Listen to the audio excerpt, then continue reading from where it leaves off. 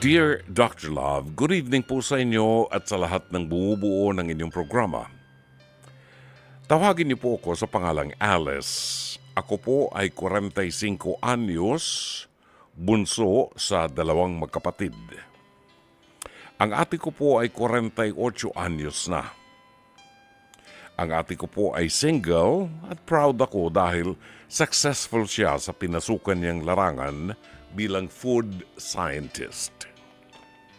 Ako naman po ay isang empleyado sa isang private company, single mom na mayroong isang anak na second year college na.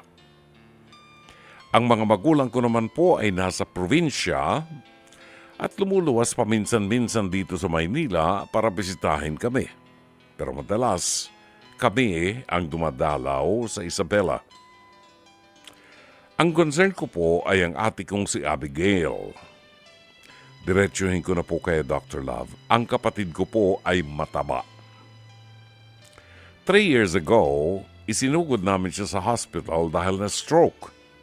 And she was just 45 at that time. Sa awa ng Diyos, nakarecover naman po ang ate ko. Yun nga lamang, nang naging okay na siya ulit, hindi na naman niya mapigilan ng kumain at hindi rin siya nag-exercise. At sa tuwing pinaalalahanan ko siya, inirarason niyang meron naman siyang maintenance medicines. Pero dito na naman nakaraang taon, muntik na naman siyang ma-stroke. Mabuti na lang po at naagapan. Dr. Love, napapagod na po akong paalalahanin ng kapatid ko. Nagagalit pa siya tuwing ginagawa ko ito sa kanya. Naaawa na rin ako sa mga magulang namin dahil may edad na sila at ayoko masaktan sila ng sobra kapag may masamang nangyari sa ate ko. Ano po kaya ang dapat kong gawin, Dr. Love? Mahal ko po ang kapatid ko pero sadyang may katigasan ng ulo. Paano ko kaya mapagsasabihan ng hindi sumasama ang kanyang loob? Paano ko kaya maipadama sa kanya ang aking concern?